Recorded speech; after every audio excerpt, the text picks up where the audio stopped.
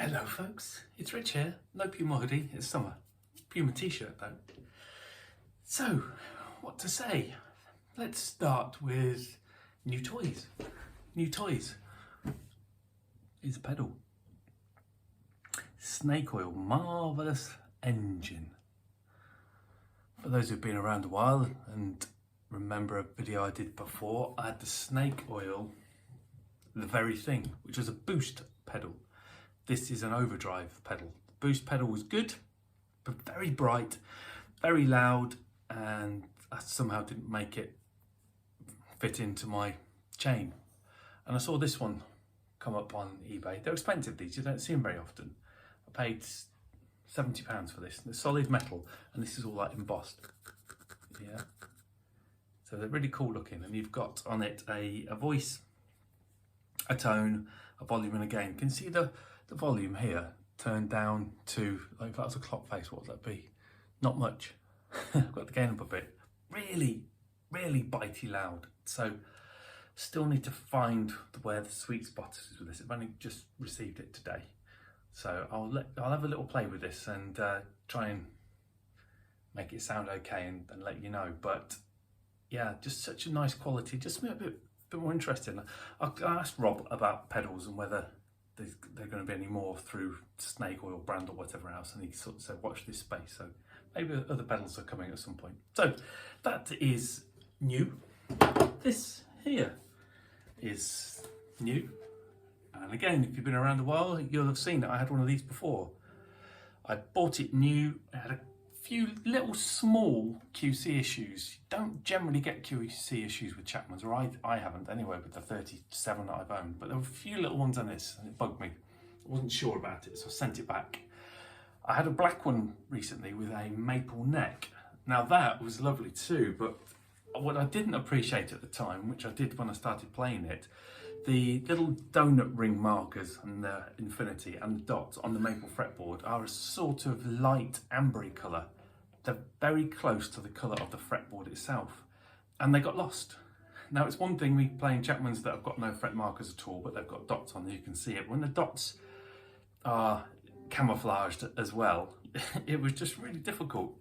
But anyway, I saw this come up on eBay and I loved the colour. I still love the colour, and I thought about, oh, shall I get another one of these? Because these won't be around for forever, and it's something a bit different. Look, the headstock's on the right way around. You've got the hip shot, open gear, locking tuners on this, rosewood fretboard, 9.5-inch radius, narrow tall frets like you would get on a Squire Classic 5, which is something a bit different, and they're polished. A graphite, or it's actually a Tusk, proper Tusk nut. Seymour Duncan vintage P90 and a Seymour Duncan quarter pounder, which is 17k. How bitey is that? 4-way switch, so this one goes bridge in parallel, I think, or series, which I think is parallel, which gives it like a humbucking tone. Then a normal middle position, and then the neck. The switch on this one feels a lot better than the one I had before. Volume and a tone, it's obviously a semi-hollow guitar, and you get all the lovely cuts that you usually do, including the belly. Actually, that's a lie, no belly cut. It's got an arch top on here. So I picked this up second hand for $3.50, but it's hardly been used. So glad to have that back. If you remember, I'll roll a string tree. No. If you remember, I said a little while ago that the Chapman collection, I want to sort of build it back up, but only with ones that I want, rather than just buying all of them. So this is one. There are still several on the list, but some of them are rarities and difficult to get hold of. One came up recently, which you should have bought and didn't, but anyway. Whilst we're at it, shout out, hello to Peter Martin, if you're watching. Peter has recently bought a Chapman standard P90 ML3 in coffee or tobacco. It's an ML3 with a P90. I've had a few of them. Absolutely lovely guitar. It's Peter's first Chapman, and he bought it because he watched my videos, and we exchange messages now outside of YouTube. And so yeah, he's kind of bought it because of all my Chapman stuff, and he loves it. I'm so pleased. Ooh, you know, all these videos I'm saying Chapman's are great. He loves the 9.5-inch radius fretboard, and he loves the pickup sounds and just all the good stuff. So that's good to hear. So that's good news. So that's that. What I was going to tell you, in case you're interested, if you're still here at nearly 5 minutes, the Chapman Cap 10 is going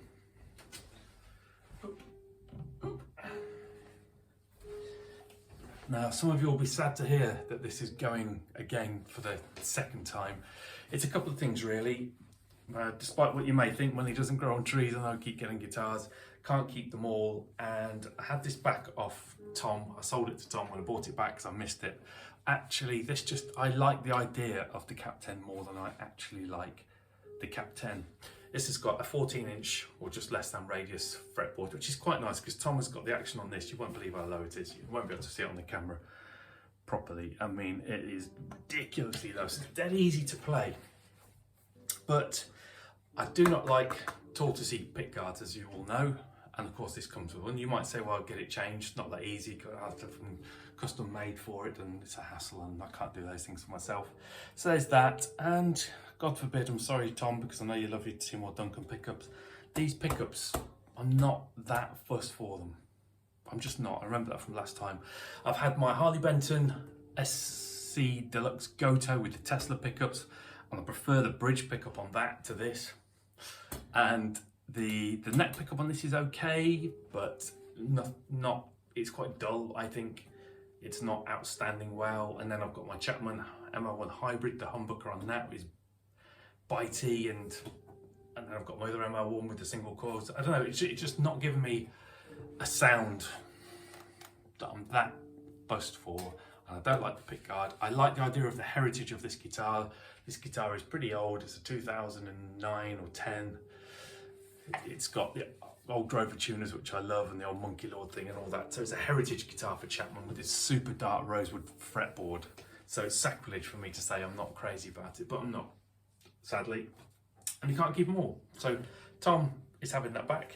Tom played his guitars, but he's certainly a collector, and this for him I think is a collection piece. So he's having that back, and that helped me get the ML1 Hybrid. So now I'm on the lookout for, and this is a bit of a list and they're not easy to find, an ML1 Pro Traditional in SSS. It's a white satin guitar, hard to find. An ML1 Pro X 10th anniversary, hard to find. An ML3 semi-hollow flame, which I've had P90 and got rid of, stupid me. An ML3 Chris Robertson, that'll have to wait, they're very expensive and they're a newish model, a new model. An ML3 an ML3 Modern Standard in, it's a, what is it called? It's like a lava kind of colour. One on eBay recently, I dilly-dallied and lost it. Duh. An ML2, which is a Les Paul, not really into those. An ML2 White Dove. I was going to go for the gold top, still might, but yeah. And then an MLV, mega rare, and probably a Norseman, which is the one with the Floyd Rose. But yeah, anyway, I'm waffling. I'm just talking really. If you're still there, hello. If you're still not there, goodbye. And I'll see you on another video.